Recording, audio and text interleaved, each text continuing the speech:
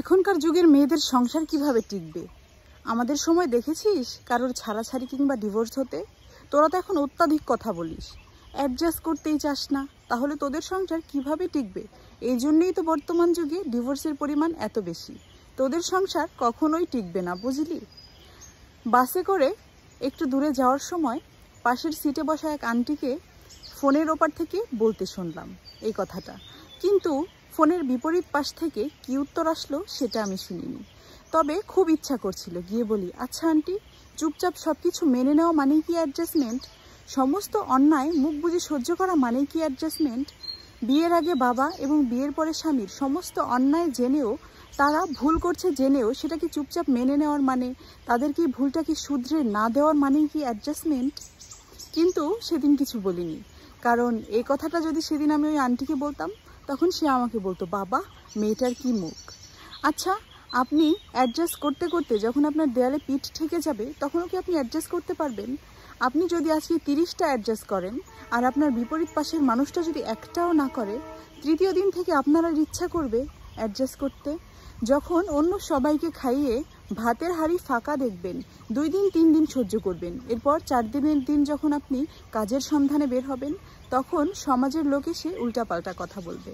যখন পরিবারের সকলের কাছ থেকে অত্যাচারিত হতে হতে আপনি প্রতিবাদ শুরু করবেন, ওই পাশের বাড়ির চাচি, পাশের বাড়ির ভাবি, অমুক মামি এসে বলবে, বাবা বাড়ির বউয়ের, বাড়ির মেয়ের কি পরিমাণ মুখ, আমার বাড়িতে যে একটা মেয়ে আছে কেউ শোনেই না।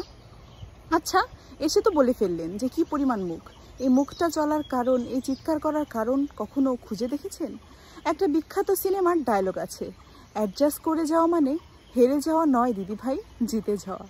আসলে এইসব কথা আর এইসব ডায়লগ শুধুমাত্র সিনেমাতেই মানায়, বাস্তব জীবনে নয়।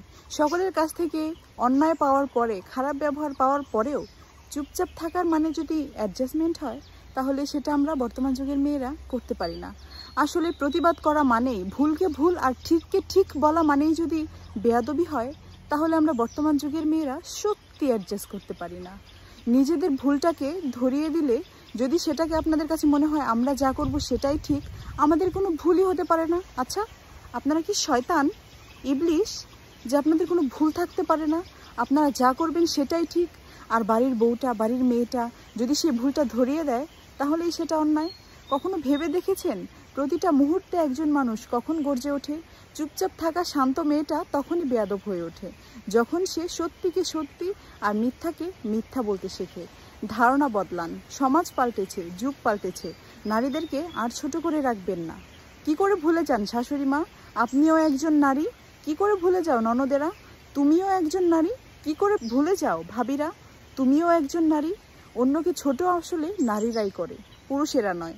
আসলে সাংসারিক এই কুটকাচালিগুলো শুরু থেকেই হয়ে এসেছে নারীদের মাধ্যমে, কোনো পুরুষের মাধ্যমে নয়। তাই নিজের পরিবারকে সংযত রাখা আমাদের নারীদের দায়িত্বই। ধন্যবাদ।